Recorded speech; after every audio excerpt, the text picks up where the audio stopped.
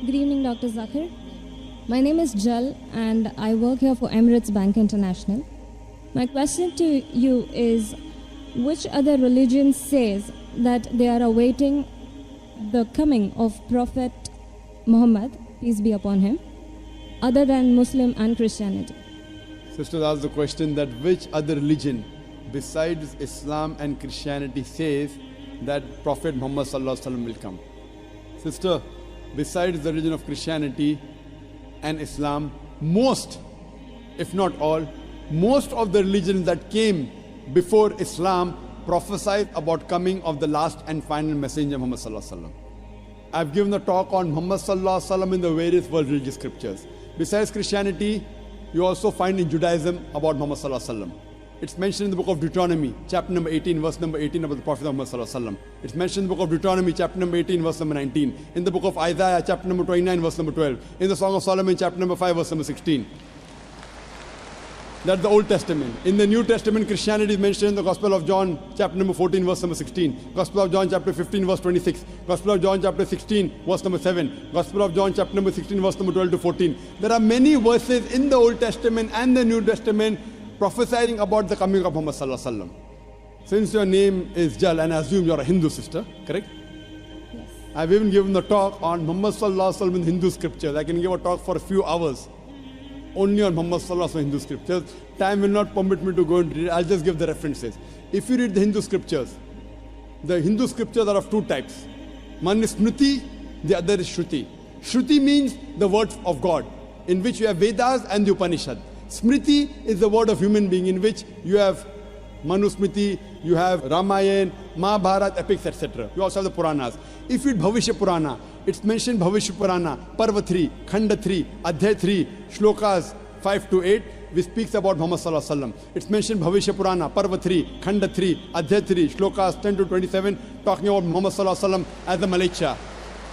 He is mentioned in Atharva Ved, book number 20, hymn number 21, verse number 6. Atharva Ved, book number 20, hymn number 21, verse number 7. He is also mentioned in Atharva Ved, book number 20, hymn number 127, verse 1 to 14, which is called as Kuntap Suktas. Kuntap means hidden. It speaks about the coming of Muhammad, that he will be the praiseworthy, he will have 60,000 enemies, etc. He is also mentioned in Rig Ved, book number 1, chapter number 53, verse number 9. He is mentioned as Ahmad, which means one who praises, in Uttarchik, mantra number 1500. It's mentioned in Indra, chapter number 2, verse number 152. Yajurved, chapter number 31, verse number 18. He is also mentioned in Atharva Ved, book number 20, hymn number 126, verse number 1 to 14. He is called as Narashansa. Nar means man, person. Shansa means coming from Prashansa, praiseworthy. A man who's praiseworthy. If you translate Narashansa, man who's praiseworthy, into Arabic, it means Muhammad. He's prophesied as Muhammad in Rig Ved, book number 1, hymn number 13, verse number 3. In Rig Ved, book number 10, hymn number 64, verse number 3. He's mentioned Rig Ved, book number 2, hymn number 3, verse number 5. Rig Ved, book number 5, hymn number 5, verse number 2. He's also mentioned Yajurved, chapter number 20, verse 37. Yajurved, chapter number 21, verse number 31. I can go on and on and on, mentioning only the references of Muhammad mentioned in the Hindu scriptures. Due to limitation of time, I will just touch on one prophecy a little bit in more detail. He's been prophesied as the Kalki avatar. You know, when you read the Kalki Purana, book number 2, verse number 5, 7, 9, 11, 14, he's prophesied as the Kalki avatar. And it's mentioned there that his father's name will be Vishnu Yas. Vishnu means God, Yas means servant, servant of God. If you translate to Arabic, it's Abdullah. The father of the name of Muhammad was Abdullah.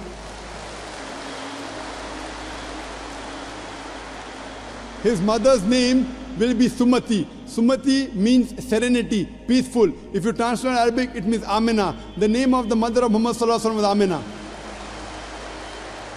It says he will be born in a city by the name Sambala. Sambala means a place of peace and serenity. That is Makkah. He'll be born in the house of the chief of the village of Sambala. He was born in the house of Quraysh. It says he will be born on the 12th If you clap at every point, it will go on for hundreds of claps, mashallah. He will be born on the 12th month of Madhav, that's the 12th Rabbi Awwal. It says that he will be a teacher for the whole of humanity, and we know Muhammad sallallahu alaihi wasallam was sent as the mercy for the whole of humanity. It says he'll get the first revelation in a cave known as Gare Hira. It says he will migrate northwards and come back. Muhammad sallallahu alaihi wasallam went from Makkah to Medina northwards and came back. It says that he'll be given 8 supernal qualities. It says that he'll have 4 companions, talking about the first 4 Khulfa Rashidin. It says that he'll be helped with the angels in the battlefield. We know Muhammad sallallahu alaihi wasallam held in the battle of Badr with angels. I can go on and on talking only about the prophecy of Muhammad sallallahu alaihi wasallam. So if you're a Hindu, and if you believe in the Hindu scriptures, you also have to believe the last and final avatar, the last and final messenger in Hinduism is Prophet Muhammad, peace be upon him.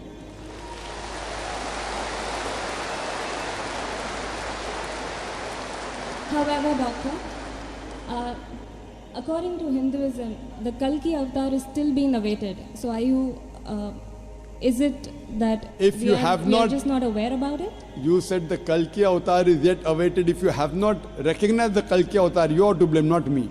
I have given you so many similarities. Now you have to disprove it. You say, my scripture says Vishnu Yas, father's name.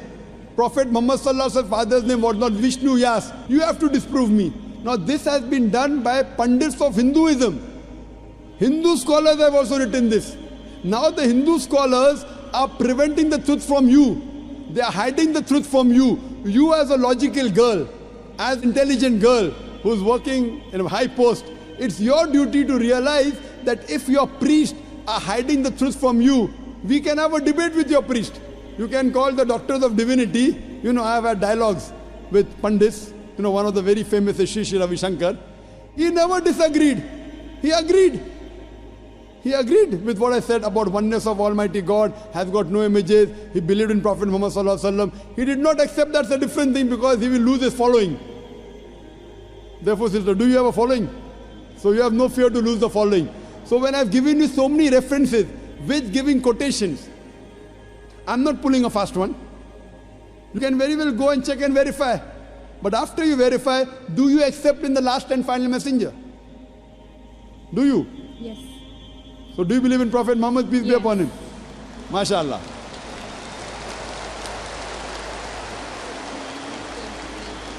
Do you believe that there's one God? Yes, I do. Do you believe Almighty God has got no images? Yes, I do. So you believe there's God and he has no images? Yes. And do you believe Prophet Muhammad is a messenger of God? Yes, I do. Then you're a Muslim, sister. What you said is the Shahada in English.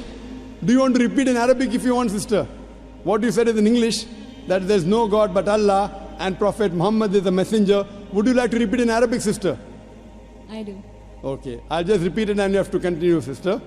Ashhadu Ashhadu Allah Allah ilaha ilaha illallah illallah wa ashhadu wa ashhadu anna anna Muhammadan Muhammadan abduhu ablu wa rasuluhu.